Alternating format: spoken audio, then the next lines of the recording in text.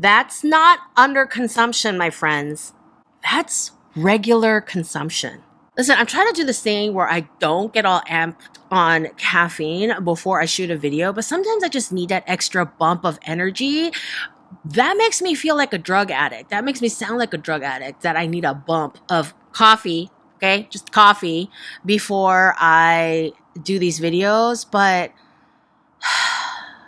we're going to do this, okay? We're going to talk about happy topics like the economic recession. We're going to talk about lighthearted subjects like overconsumption and the underconsumption trend and the difference between overconsumption, underconsumption, and regular consumption. Just really happy, light, fairy tale sort of topics. Yeah, sure. Anyway, hey party people. This video I'm going to provide a lot of food for thought, hopefully, for you as a designer and you as a consumer. Okay? This is definitely two sides of the same coin, really. Okay, and stuff to think about when you're shopping, stuff to think about when you're designing and making product. And I want to start by talking about the lipstick index. The lipstick index is a coin. No, it's not. It is a term coined by Leonard Lauder of the Estee Lauders. And he coined this in the early 2000s, and he was talking about how even though there's a recession going on, women are buying lipstick.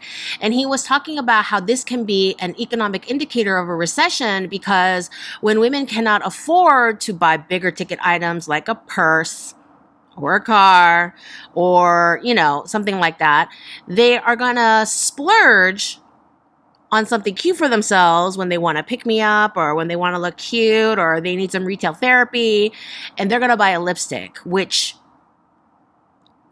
lipstick can be expensive for sure. I'm looking at you, Hermes, but it's a lot cheaper than anything else that a brand may be offering.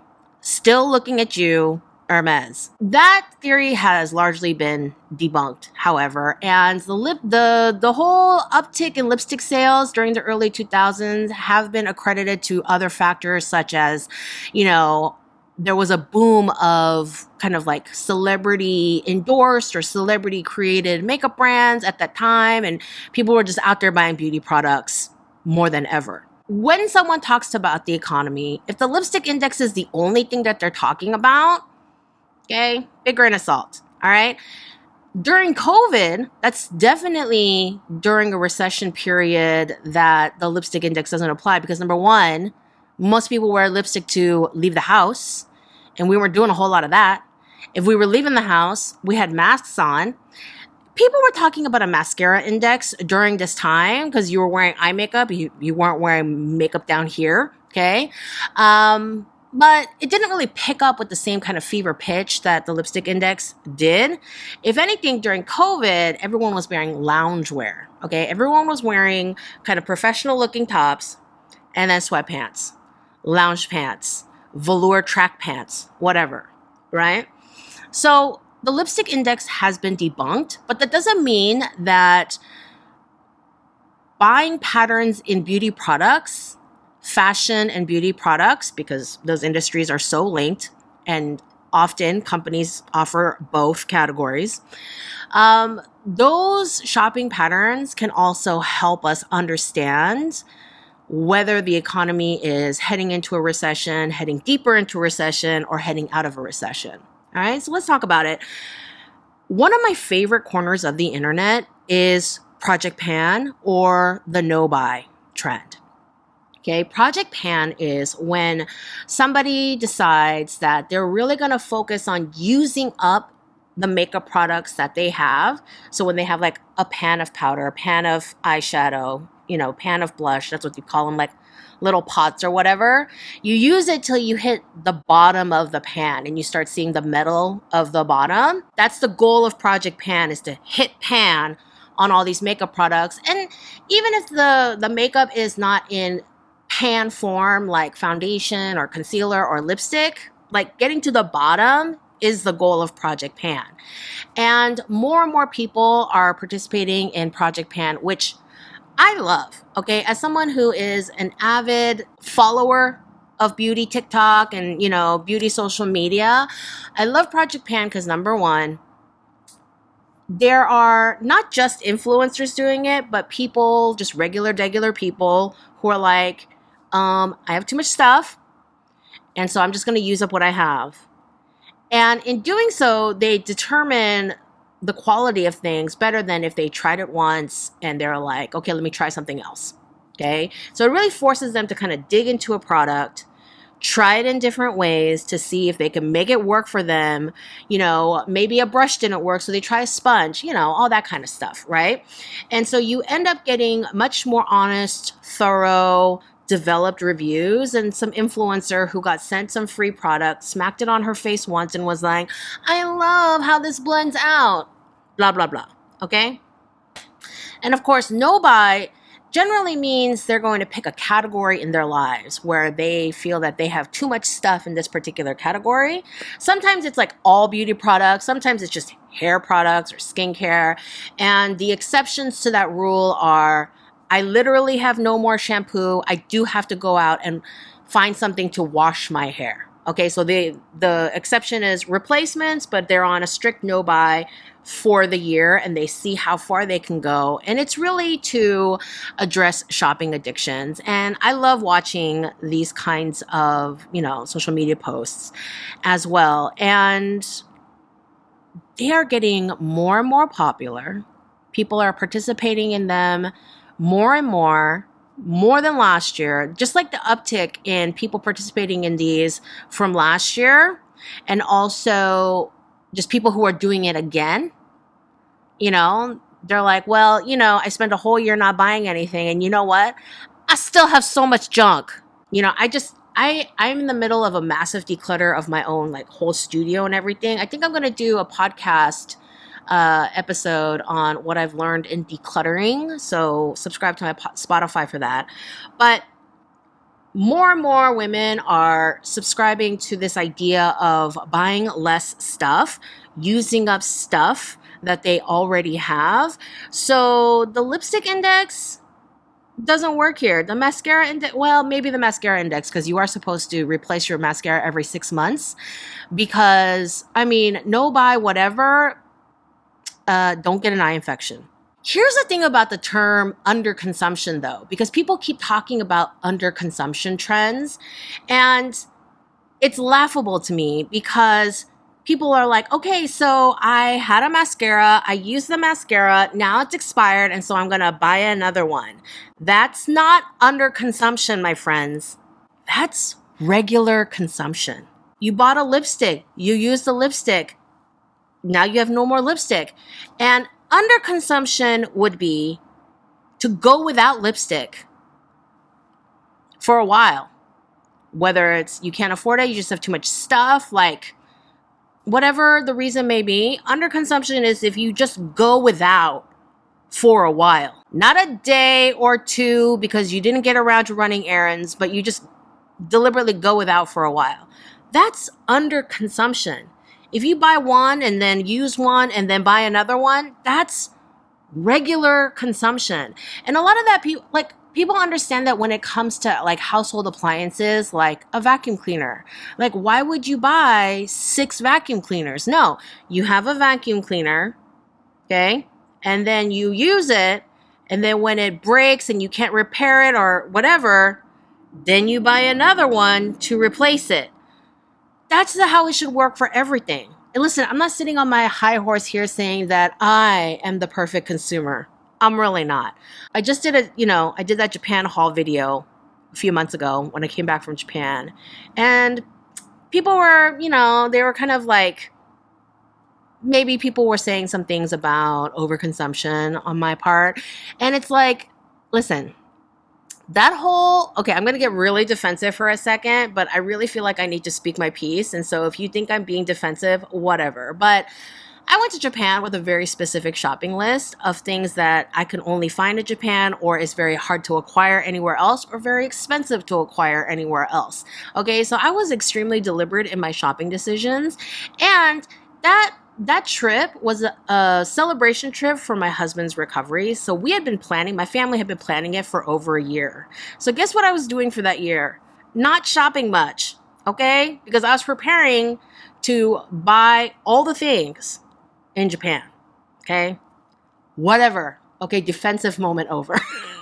Whatever you do with yourself, I just want you to be clear. Consumption is consumption, and underconsumption is not what you think it is. And I know what you may be thinking. It's like, well, Zoe, listen, okay? I buy 7 mascaras because I try a mascara and it freaking sucks. I bought a vacuum cleaner and I wanted to use it for a really long time, but it doesn't suck, which is the point of vacuum cleaners, etc., etc. Like everything is junk and everything is made in China and everything is junk. And there's a lot of vilifying this made in China sort of label. And I know a lot of people feel that way about different countries, but it's really focused on China. Okay? I want to be very clear. And this is not me defending China because I'm Chinese, because A, I'm not Chinese. Made in China is not just automatically junk. It can be junk. There's a lot of junk made from everywhere. Made in China means made to spec. Made in Vietnam means made to spec. Made in USA means made to spec. Everything is made to spec. And so the person responsible for how junky something is actually the brand that ordered it that way. Okay? If you're at a point where you have a product in your hands from the store, online, brick and mortar, that means the brand approved that product and put it out in the store.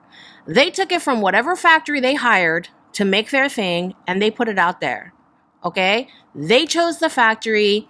They chose the specs. They said, you know what? I need these shorts to come in for X dollars so I can mark it up and sell it to Z price to my customers. And so the Chinese factory says, well, then your fabric has to be this much money and the sewing cannot be any more complicated than this. And they go back and forth and they negotiate. Like, hey, what if I order 1,000 more units? Like, blah, blah, blah, back and forth. But at the end of the day, the two companies, the factory and the brand, they come to an agreement on the specs, okay, the tech pack, as you will, and they produce it.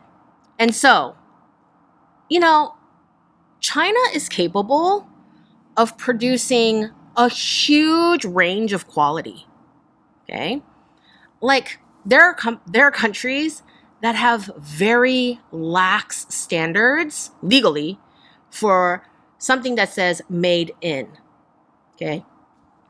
Legally speaking, this is as far as I'm going to say, is there are brands that get things made in China. 90% of it is put together in China, and then they ship it to a different country.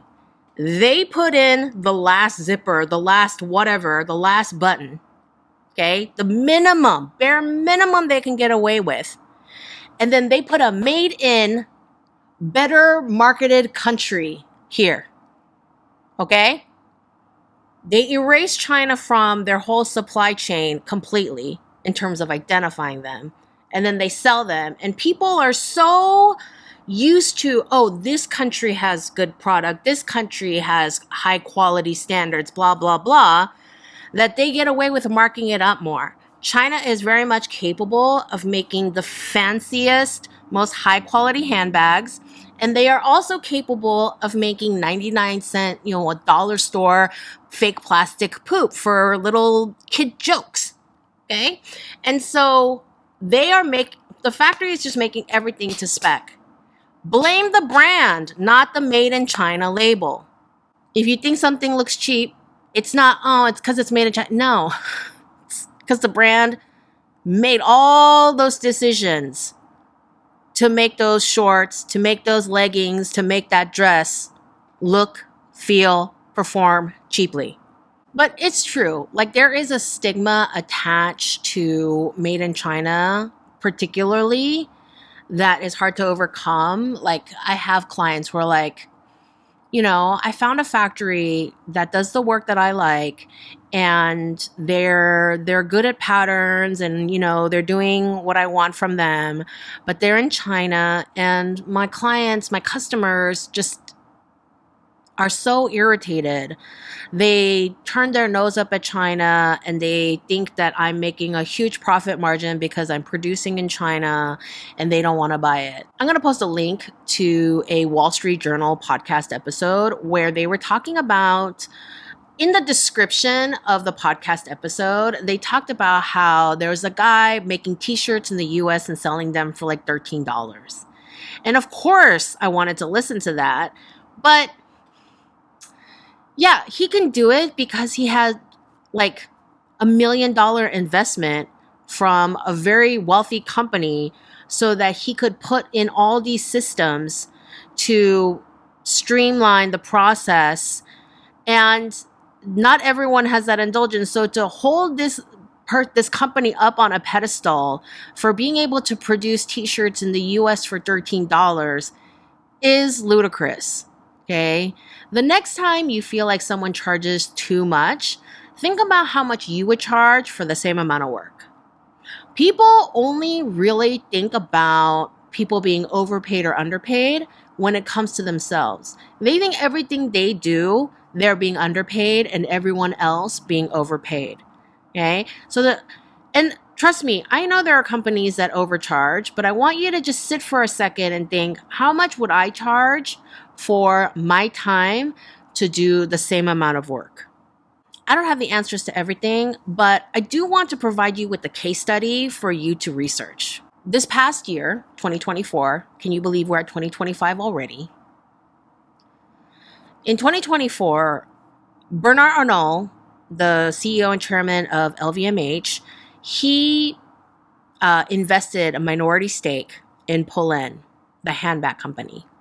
And he did it through an LVMH private equity firm, but everyone just sees it as Bernard Arnault invests in Polene. And there are a lot of interesting things about this investment, okay?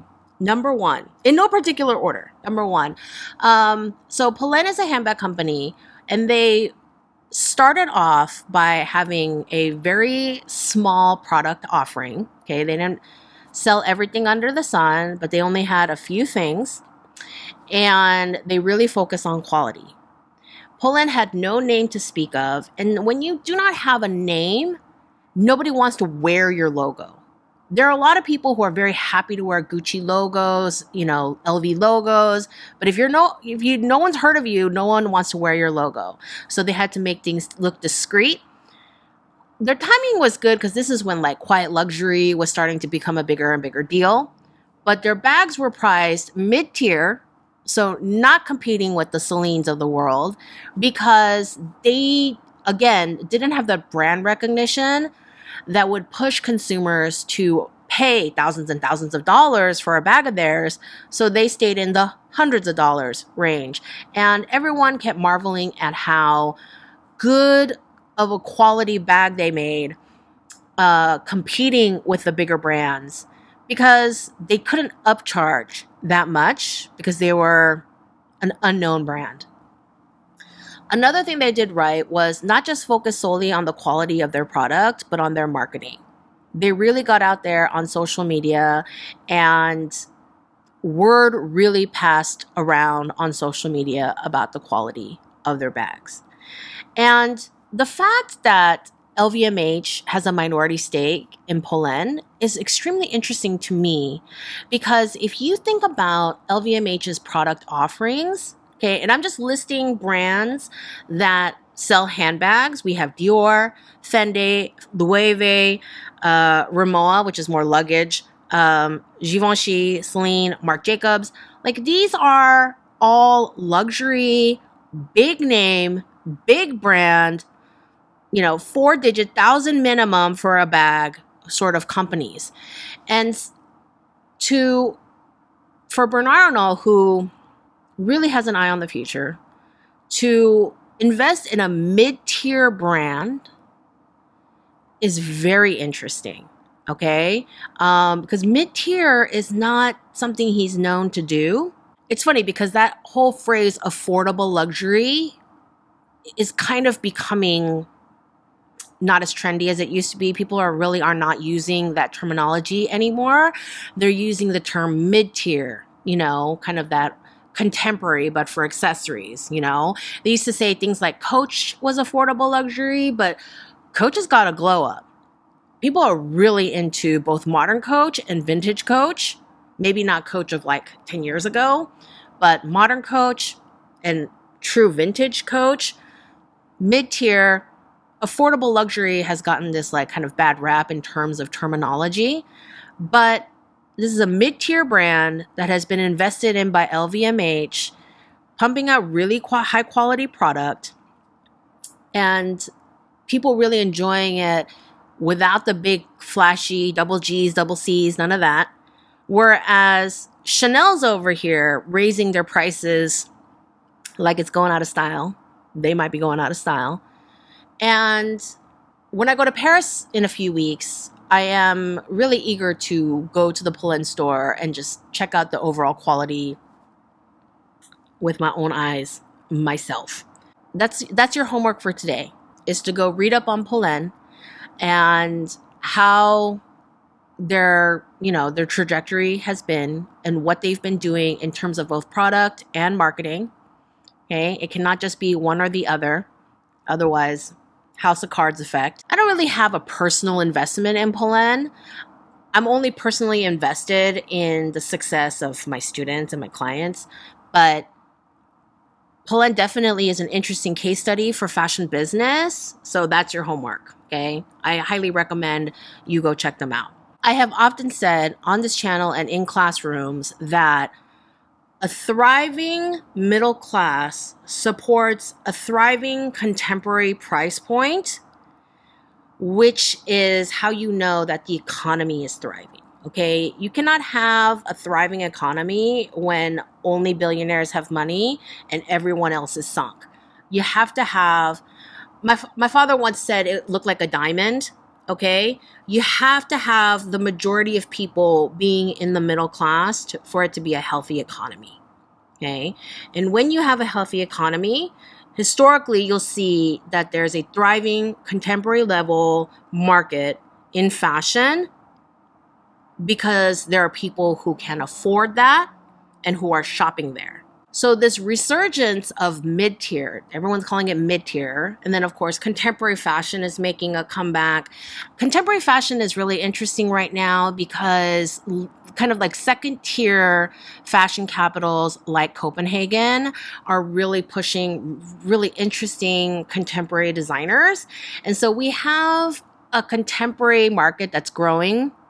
We have mid-tier accessories that are expanding, okay, and becoming more popular than ever.